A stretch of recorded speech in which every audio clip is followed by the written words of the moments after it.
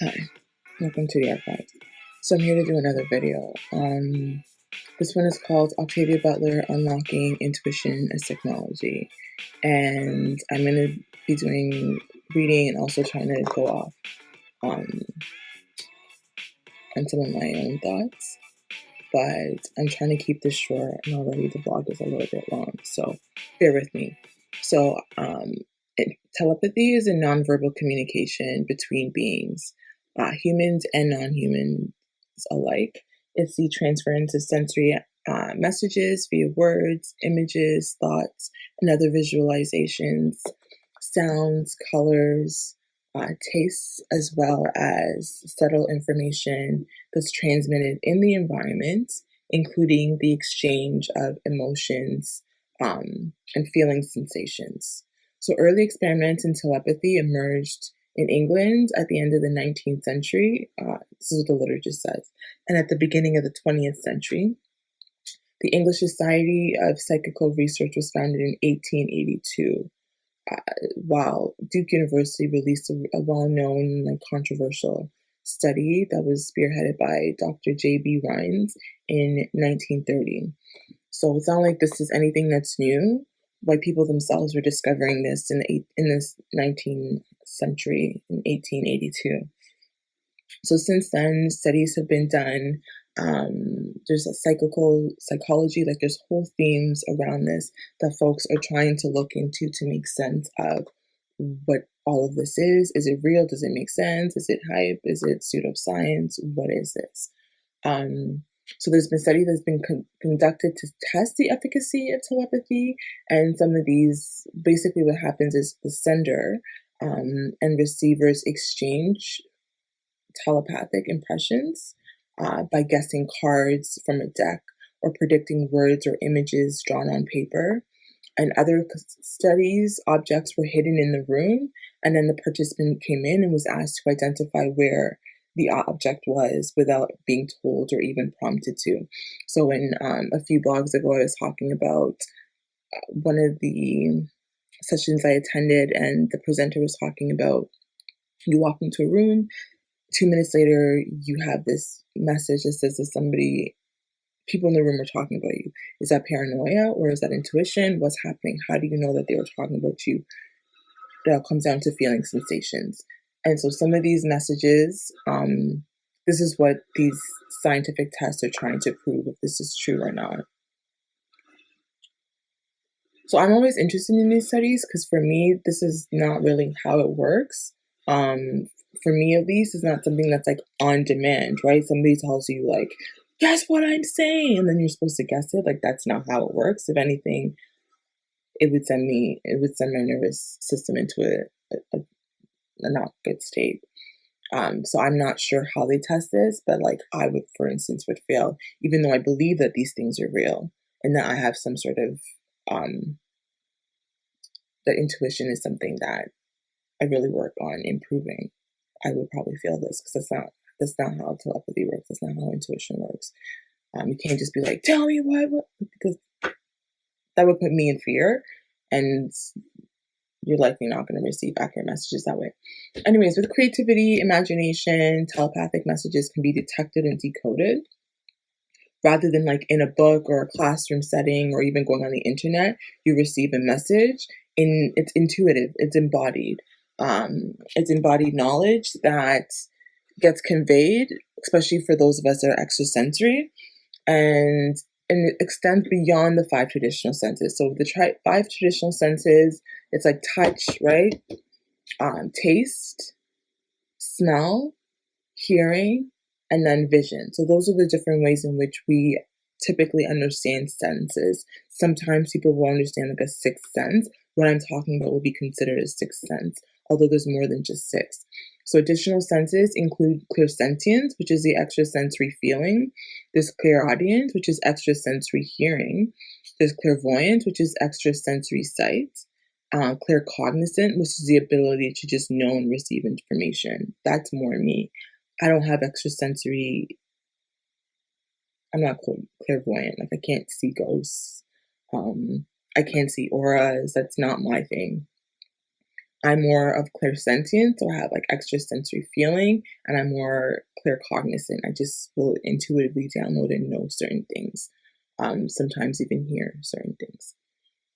So like telepathy, intuition itself is data that gets downloaded quickly without effort or conscious attention to what is being received or analyzed.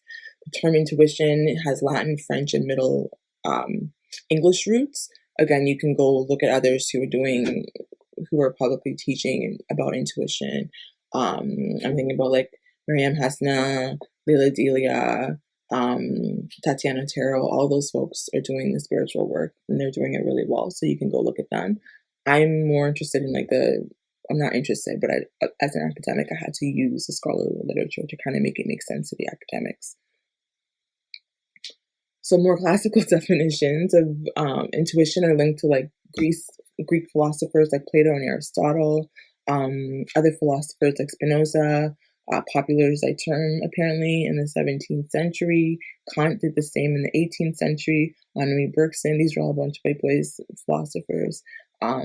They did the same in the 20th century.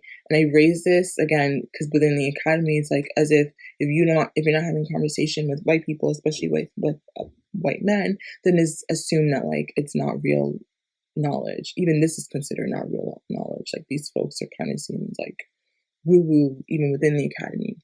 But I bring this in to say that it's not only Black and brown folks. Different communities have been appropriating these knowledges. A lot of people say like ancient Greek is appropriated knowledge from Africa or Egypt. And so that's what I wanted to kind of flag this for. That these conversations have been happening for a very long time. It's nothing new. However, I think how some of us are understanding and making sense of it might be new. So Penny Pierce was one of the authors I looked at. They note that intuition was once held in secrecy. So it was like an underground societies. It was associated with women, with artists, with mystics, poets, oracles, and even lunatics, and those who were on the fringe of society. So those who were on the fringe were kind of seen to be dabbling with intuition and was seen as something that was kind of like lunatics too. And we still have that today, right? This is understanding that like if you are intuitive, like you're a witch, right? You do witchcraft, and like some people do witchcraft, and it's not demonized in the same ways which we've been taught to demonize it. But all to say, intuition is actually quite is nothing actually special. It's not really a superpower. All of us can access it. Or my understanding, maybe not all, but some of us. Of course, obviously, we have to consider ability and ableism, but we also don't teach people how to tap into their intuition, right? Firefighters use their intuition all the time. Doctors use their intuition all the time when you're doing work. You have to be able to trust yourself as well as put the knowledge that you learned into practice. Chess players, judges, these are all intuitive in their high stress professions. This comes from Remmers and Michaelax. It's in the blog. You can look at who I just referenced. But basically, they're saying that like intuition is nothing special. It's not unique. It's something that a lot of us have access to. If anything, a lot of us are using our intuition in our day-to-day. You go for a walk, something tells you to go left instead of right. You go grocery shopping, you're like, I feel like apples today. I don't usually feel like apples. You know, something tells you to go do something and you have no clue what it is. But these are the different ways in which it's working in our lives. So Colleen Mayero explains that Native priests in Hawaii that are known as kahunas, I believe, they said that telepathic messages should be sent directly from the aka or the etheric body from one person to another. Again, it's kind of problematic when you're using these because rather than me going to the communities themselves and like asking to learn about this, I'm learning about this through books, it kind of defeats the purpose, right? A lot of these traditions need to be passed down within the communities in which they are practiced and lived. So there's a little bit of like weird appropriation that's going on there. And as much as I'm learning this, I just also want to flag that like it's best to be connected to a community who's able to teach you this, work with elders who are able to unlearn some of these with you, have a spiritual teacher or practitioners to kind of guide you through For some of these things, you need money. Others, you just need to be in community, right? So they explain that Native people in the Kalahari Desert in southern Africa, so in places like Angola or Namibia, um, all living all living creatures are connected with a silver stream of energy that extends from one belly button to another. Invisible cords that become like telephone wires that when sent and received telepathic messages. Again, this is coming from the literature. So for feminists, I'm interested in how we can work with these like invisible strings that connect us all. I'm understanding in this network that we're all part of that might be invisible. Like as these networks, what can they tell us about solidarity? How do we look beyond just the physical when we're talking about feminism? Because for me, it's very limiting. The idea that like Jody Dean says to be in solidarity with somebody is like, I stand with you against a third. That is also very limiting to me because like you are then putting feminism and solidarity within the 3D dimension, within human beings. And there's so many more rich entities that we can connect with that can help us. So I imagine these alternate time-space realities yet to be explained or even made sense of, like especially through science, right? Because science is like, if you can't prove it, doesn't exist. Well, okay, I guess. So Octavia Butler, using sci-fi is what I'm saying. Sci-fi then becomes the best way to talk about these conversations because you're using science fiction, right? The science is still there, but you still need the fiction because it's not made sense of as something that's real. I couldn't submit this chapter in my PhD dissertation because this doesn't fit into nonfiction. I would not have passed my PhD if I tried to say, like, defend something like this, right? Although I use Octavia Butler to still make sense of this. So she does a great job of connecting these themes in her works. I'm mostly interested in using like Kindred, Wild Seed in the evening, the morning, and the night. Those texts allow me to kind of make sense of shame as like a pheromone, a chemical substance, which opens it up to rather than this thing that like the psychological, I am shameful. It's like, no, what if shame was an object that's in the environment, like energy, like anything else I can now tap into? I talked about this in a previous blog to kind of decode information, right? To use your intuition to make sense of the energy. What is the information that's being carried in this room that I can't access physically through my five senses? But if I tap into my other senses, I'm able to make sense of what is going on in this room. Incongruence in the environment is what the presenter Dion, I believe it's Lisa Dion, was talking about, right? Others do this work. So, like, I look to Dr. Catherine McKittrick and Dr. Jackie Alexander. They do this work. They are in the academy having these work conversations in a very scholarly way that makes sense, that includes the spiritual, but at the same time theorizes it in such a way that's so brilliant. So these are who I go to when I'm trying to make sense of this myself. So far, using Octavia Butler, in the evening, the morning, and the night, I like working with Lynn and Beatrice because those two women, they're repulsed by each other. They meet each other, they don't like each other. Instantly, they don't like each other. They don't know why, but they can't stand each other. And I think that often happens in spiritual and feminist spaces. When you meet somebody that just rub you the wrong way, you don't know why, but you just don't like them. Octavia Butler says it's a pheromone. It's a chemical substance. They're smelling something, and it's just like, it's just your vibes are off, right? But it's the same, but if your vibes are off, then that means my vibes are off because I'm emitting that same chemical substance. And so those themes are really interesting to me when we're able to see something in someone else, we can't see it in ourselves.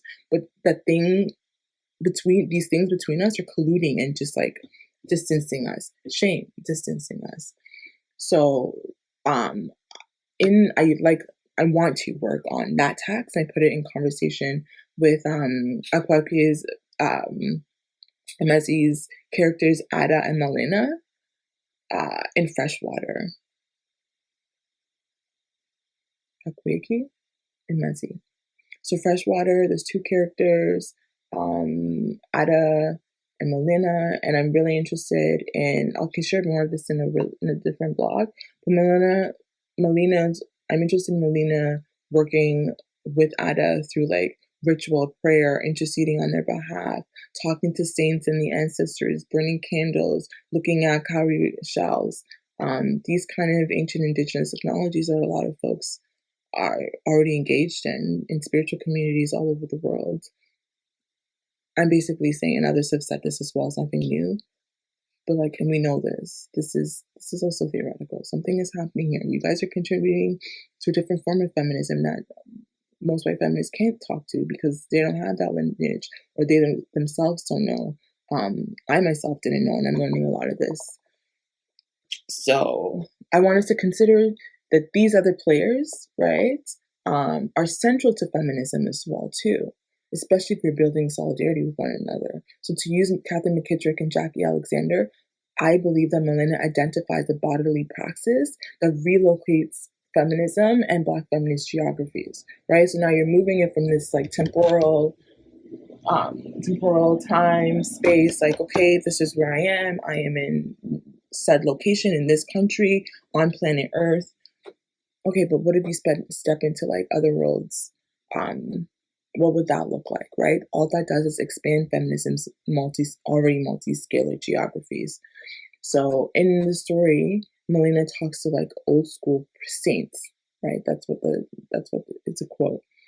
So these old school saints who operate on the other side, rarely do we consider them as collaborators with us in solidarity, right? Mainstream white feminism doesn't talk about the ancestors as somebody that you can be in solidarity with. I think you can. Like, I think we need to talk about that. But you can only have that conversation if you step outside of depathologizing bodies, right? If you be open-minded to telepathy, maybe if you be open-minded to something like intuition, then you can start to get really creative about who you're in communication with. And it's not just other physical human beings. It's not just being on the phone. There's other ways. If you go into your self-meditation, there's other ways that you can communicate. So these invisible psychic fields where, they meet and consult with us, hardly ever do we consider these liminal spaces as valid sites of feminist organizing. That would not be seen as, like, your dream state is not seen as a valid form of feminist organizing. But, like, our dreams are central to feminism. For a lot of Black feminists, dreams are really crucial, right? Meditating, being able to just go embodying yourself and hearing messages, communicating, paying attention to what's going on in the environment. All of these are central. And Octavia Butler allows me to do this. So with her fictional texts, I'm going to end this here because this is getting a little bit long and I might just do an encore twist. Okay. So please like, share, subscribe. This is part 1. I'm going to hit stop and record part 2 because it's already 17 minutes. Thanks. Okay, bye.